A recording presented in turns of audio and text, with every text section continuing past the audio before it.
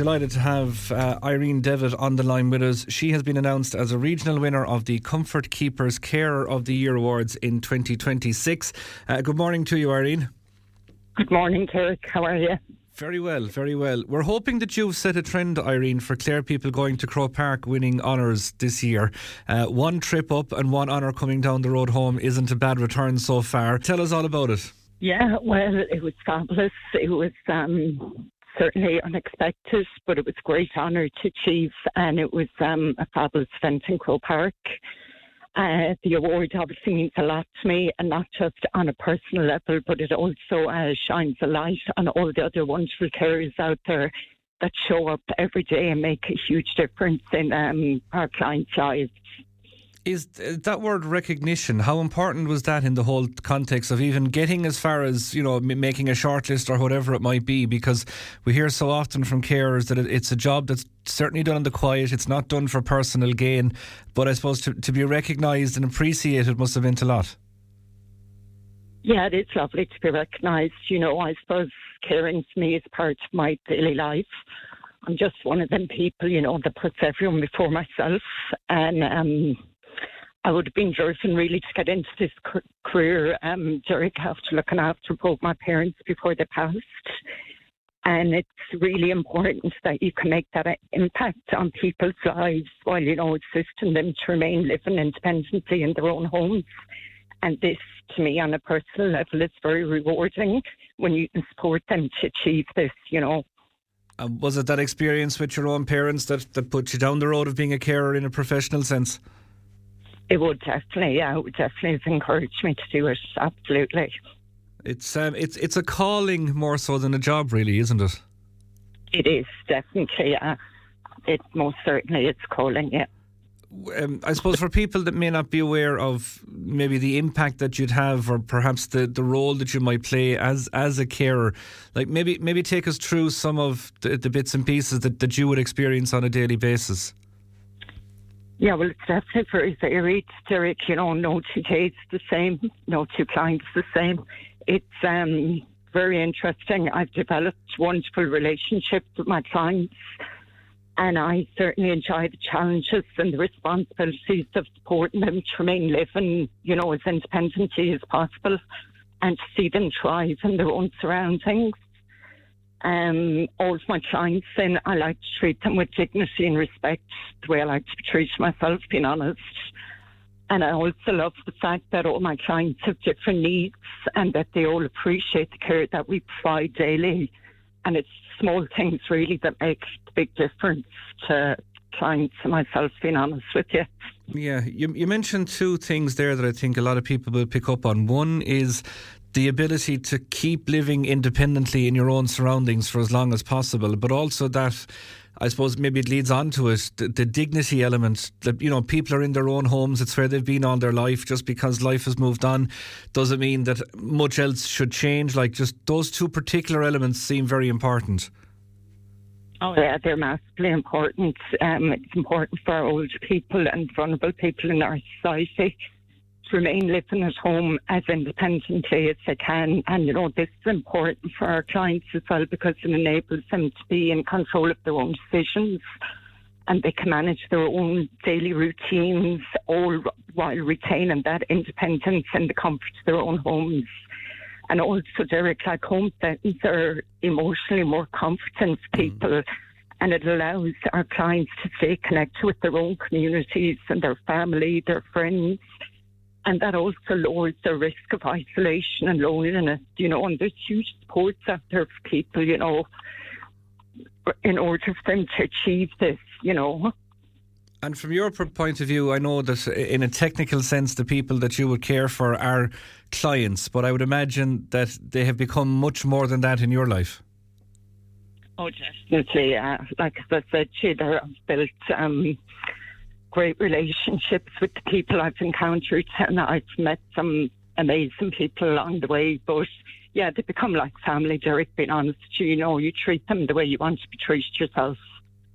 From the point of view of the supports that are available to carers, I know that's a whole other debate, and when we're focusing on a positive news story this morning, we probably won't get into that too much, but just to say that we all know perhaps more needs to be done in that sense to make sure that people like yourself are still attracted into this industry, because not everybody would maybe have the severe caring nature that you seem to do, Irene. But for people maybe out there this morning that are considering this as a roadmap for a career or that, what would you say to them maybe to encourage them in, or what would your advice be? Just, I guess, on my own personal level, it's my role as a home support worker is incredibly rewarding, and there's huge job satisfaction in it. And I guess if you feel you can make that profound impact on supporting clients to stay at home in their own homes and living independently, then it's the role for you. You know, no 2 days are the same, which makes it most interesting. And if you were to maybe identify, because I think you're in a very, very strong position to do this, if you were to identify maybe something that could be done more from a central perspective or from a supports perspective for carers themselves to ensure that they're keeping able to do their jobs in a sustainable way, what would you see that as being?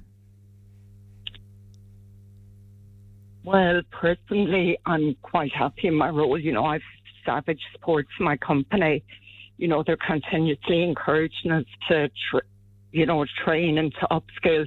And it's great. There's good background support there from our office team. You know, like we work as part of a multidisciplinary team where we're involved with like GPs and public health nurses, occupational therapists.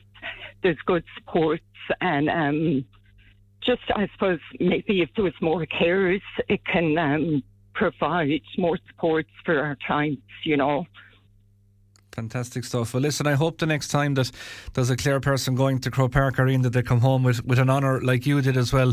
A huge congratulations and continued success to you. Thank you so much, Derrick. Thanks for having me on today.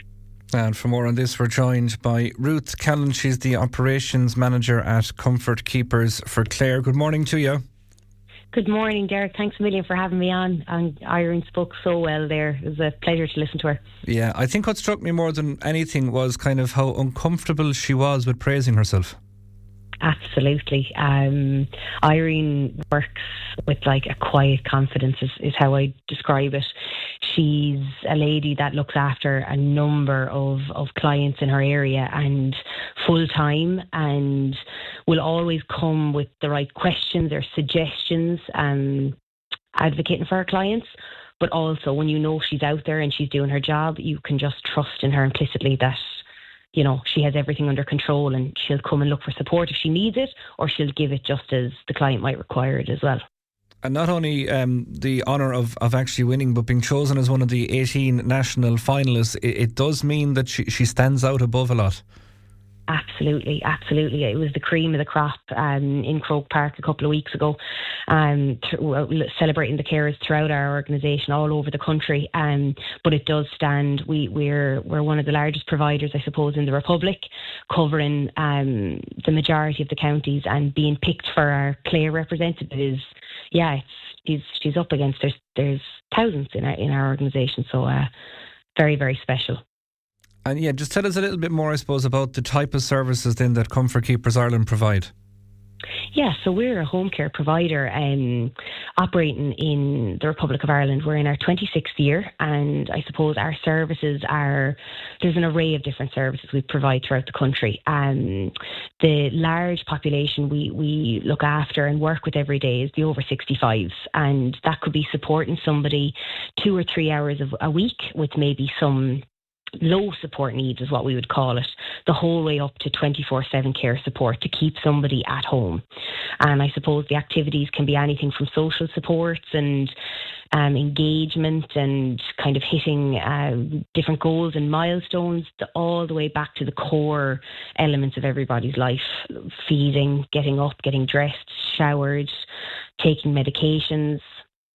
We kind of cover the whole element of staying at home. And then there's a little bit, I suppose, in relation to doing our best to support families and family carers that we have the opportunity to provide is a little bit of respite.